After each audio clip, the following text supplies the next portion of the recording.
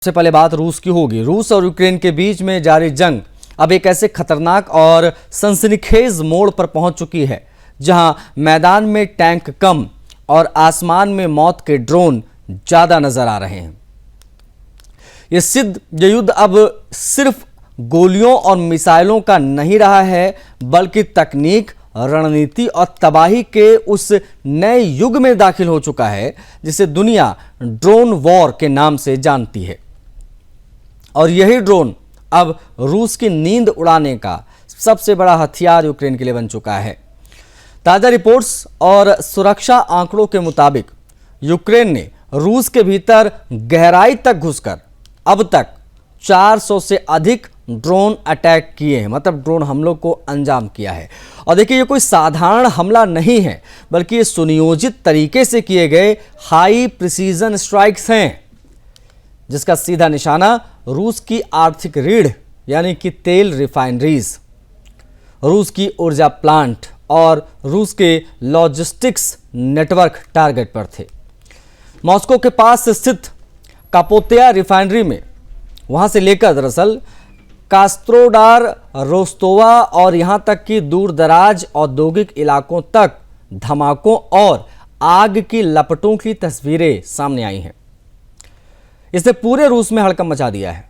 सूत्रों के अनुसार यूक्रेन की रणनीति बेहद साफ और आक्रामक है। रूस को सीधे युद्ध भूमि में नहीं, बल्कि उसकी अर्थव्यवस्था की नस पर चोट करना। और इसी वजह से यूक्रेन अब तेजी से ड्रोन उत्पादन भी बढ़ाने लगा है। रिपोर्ट्स के मुताबिक यूक्रेन में कई डिफेंस कंपनीज और स्टार्टअप्स मिलकर प्रतिदिन लगभग 100 ड्रोन तैयार कर रहे हैं। ये ड्रोन सस्ते भी हैं और घातक भी हैं। इन्हें रूस के भीतर गहरे इलाके तक भेजने के लिए खास तौर पर डिजाइन किया गया है। और यहां सबसे चौंका देने वाला पहलू यह है कि रूस की तरफ से भी जवाबी कार्रवाई उतनी ही आक्रामक हो चुकी है। रूसी रक्षा मंत्रालय का दावा है कि उनकी अत्याधुनिक air defence system S-400, electronic warfare unit और एंट्री ड्रोन टेक्नोलॉजी ने अब तक 400 से अधिक यूक्रेनी ड्रोनों को या तो हवा में ही मार गिराया है या उनके रास्ते को पूरी तरीके से भटका दिया है। लेकिन कई ड्रोन अपने टारगेट तक पहुंचने में सफल हो रहे हैं और वहां से शुरू होती है तबाही की असली तस्वीर। रूस की तेल रिफाइनरीज यानी रिफाइनरियां, जो उसके आर्थिक ताकत की रीढ़ मानी जाती हैं, लगातार निशाने पर हैं। इन हमलों के बाद में कई इलाकों में आग, विस्फोट और उत्पादन में गिरावट की खबरें सामने आई हैं।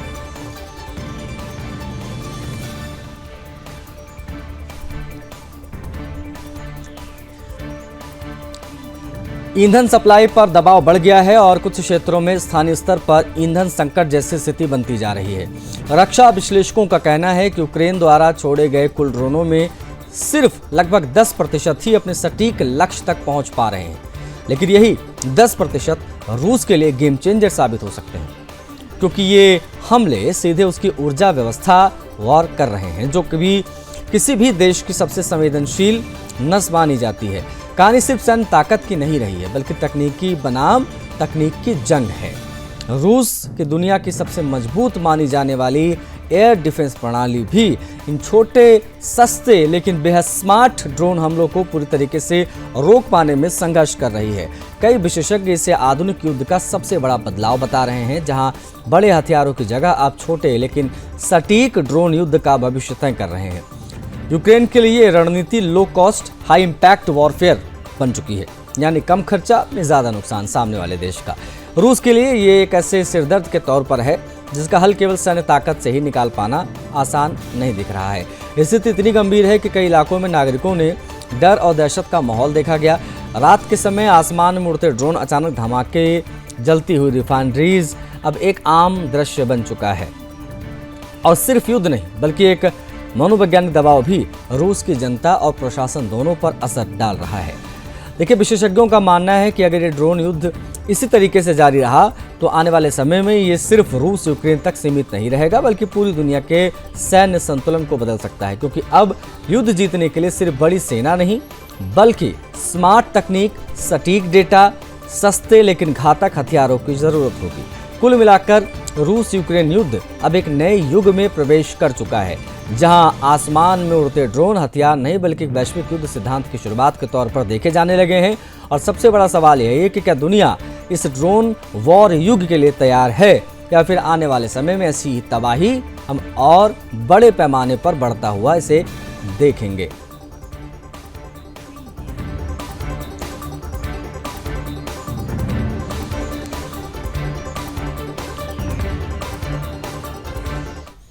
बढ़ेंगे आगे, अगली खबर की बात होगी। दोहा से तेहरान तक और वॉशिंगटन से लेकर तेल अवीव तक पश्चिम एशिया की कूटनीति एक बार फिर से ऐसे मोड़ पर पहुंच गई है जहां हालात शांति से ज्यादा टकराव की ओर इशारा कर रहे हैं।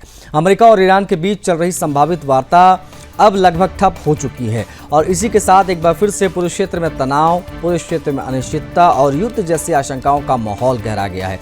ताज़ा घटनाक्रम के मुताबिक ईरान ने साफ और सख्त शब्दों में ये संकेत दे दिया है कि वो अमेरिका के किसी भी शीर्ष दूत या प्रतिनिधि से किसी भी स्तर की सीधी बातचीत नहीं करेगा। ये बयान उस समय आया जब अंतर्राष्ट्रीय समुदाय ये उम्मीद लगाए बैठा है कि दोहा में चल रही मध्यस्थता प्रक्रिया किसी बड़े समझौते की दिशा में आगे बढ़ सकती है, लेकिन ईरान के इस रुख ने पूरी कूटनीतिक उम्मीदों पर पानी फेर दिया। इस बीच अमेरिकी पक्ष की ओर से ट्रंप के करीबी जारेड कुशनर और विशेष दूत स्टीव विटकॉफ दोहा पहुंचे थे।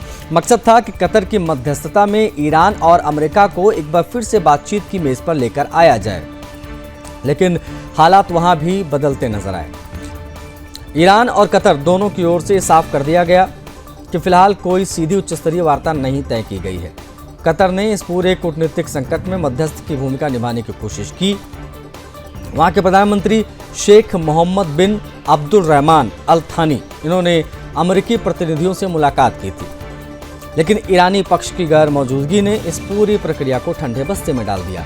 और यही वो पल था जहां ये साफ हो गया कि दोनों देशों के बीच भरोसे की खाई अब भी बेहद गहरी है। ईरान के विदेश मंत्रालय के प्रवक्ता इस्माइल बाघाई ने स्थिति को स्पष्ट और किया, कहा कि अमेरिका के साथ किसी भी स्तर की बैठक फिलहाल तय नहीं है। कूटनीतिक संदेश नहीं बल्कि एक सख्त राजनीतिक रुख इसको माना जा रहा है। बातचीत की संभावनाओं को और कमजोर कर दिया है इस बयान ने। यह पूरा घटनाक्रम उस अस्थायी संघर्ष विराम के कुछ ही दिनों बाद सामने आया जिसे दोनों देशों के बीच तनाव कम करने के उद्देश्य से लागू किया गया था। उस समझौते में स्ट्रेट ऑफ हॉर्मुज को लेकर कुछ ढील देने, आर्थिक प्रोत्साहन के बाद भी इसमें शामिल थी। साथ ही 60 दिनों की जो वार्तावधि है तय की गई थी ताकि किसी स्थायी समाधान तक हम पहुंच सके, लेकिन अब हालात तेजी से बदलते दिख रहे हैं। सबसे बड़ा विवाद जो है वो ईरान के परमाणु कार्यक्रम को लेकर बना हुआ है। अमेरिका चाहता है कि ईरान अपने परमाणु ढांचे पर कड़ी कार्रवाई करे और सीमाएं स्वीकार करे, जबकि ईरान उसे अपनी संप्रभुता से जुड़ा मुद्दा बताकर किसी भी सख्त शर्त को मानने से साफ इनकार कर रहा है। यही टकराव अब इस पूरे संकट की जड़ बन चुका है।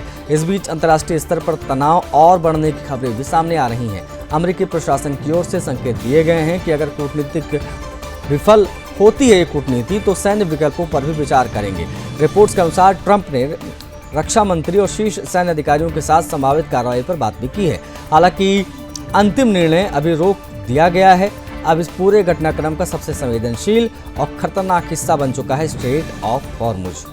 ये वही समुद्री मार्ग है जिसे दुनिया का एक बड़ा हिस्सा तेल और गैस आपूर्ति पर निर्भर है। ईरान ने दावा किया है कि इस क्षेत्र पर उसका और ओमान का संयुक्त अधिकार है और भविष्य में यहाँ टोल वसूली जैसी व्यवस्था लागू की जा सकती है।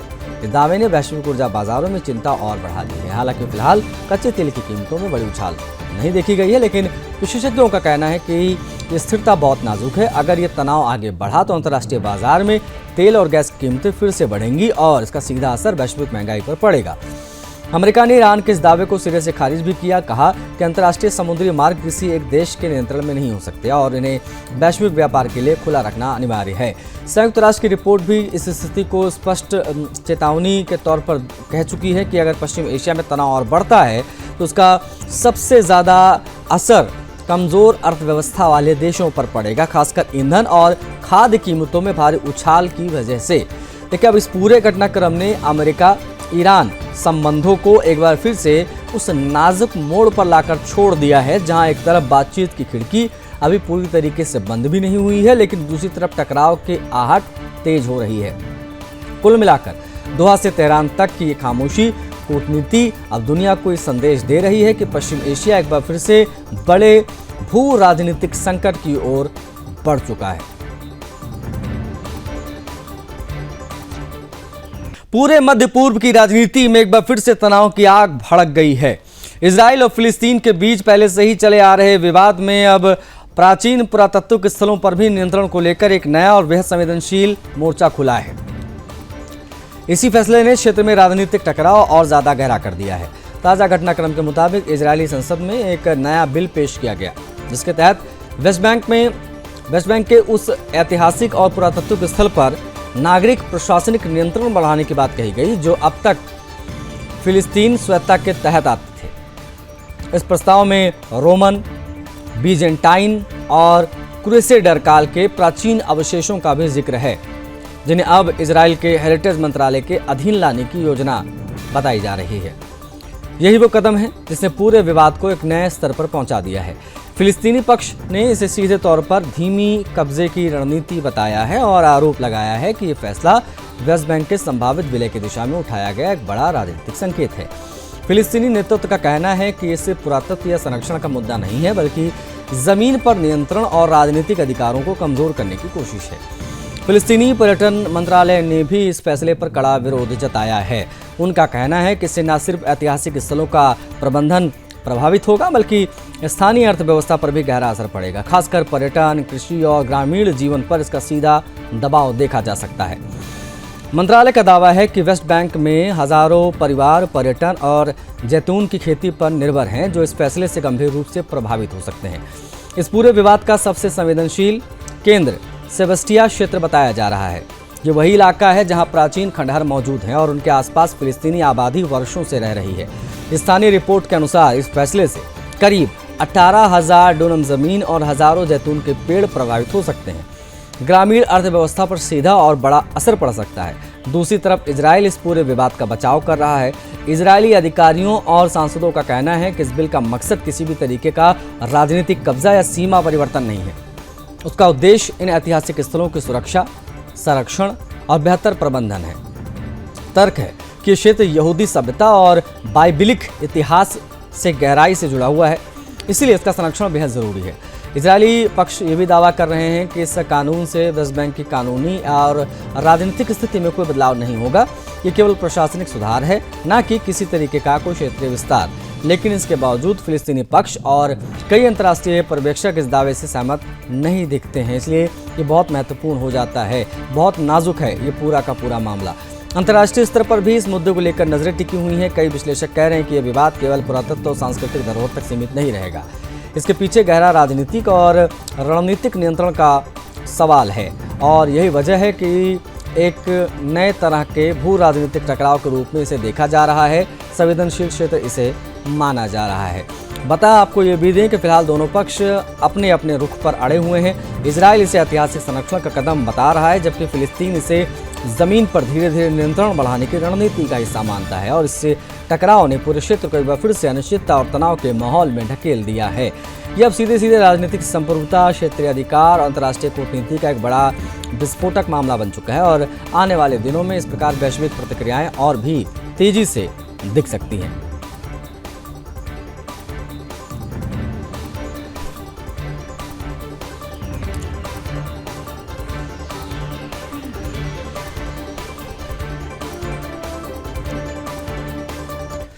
नाटो और तुर्की के रिश्तों को लेकर अंतर्राष्ट्रीय कूटनीति में एक बड़ी उथल पुथल दिखाई दी है। बेहद संवेदनशील सवाल खड़ा हुआ है। दरअसल एक तरफ तुर्की में मानवाधिकारी अभिव्यक्तियों की स्वतंत्रता, मीडिया पर दबाव और विपक्षी नेताओं की गिरफ्तारी जैसे मुद्दे लगातार उठते रहे, लेकिन अब वही मुद्दे नाटो के मंच पर पहले की तरह मुखरता से नहीं गूंजते दिखाई दे रहे हैं। ये वजह है कि रणनीतिक चुप्पी की चर्चा तेज हो गई है। दरअसल एक समय था जब पश्चिमी देश और नाटो सहयोगी तुर्की की आंतरिक नीतियों पर खुलकर सवाल उठाते थे, लेकिन अब हालात बदल चुके हैं। विशेषज्ञों का मानना है कि सबसे बड़ी वजह तुर्की की बढ़ती रणनीतिक अहमियत है, क्योंकि तुर्की सिर्फ नाटो का सदस्य देश नहीं है, बल्कि यूरोप और पश्चिम एशिया के बीच एक बेहद अहम भू राजनीतिक पुल की भूमिका निभाता है।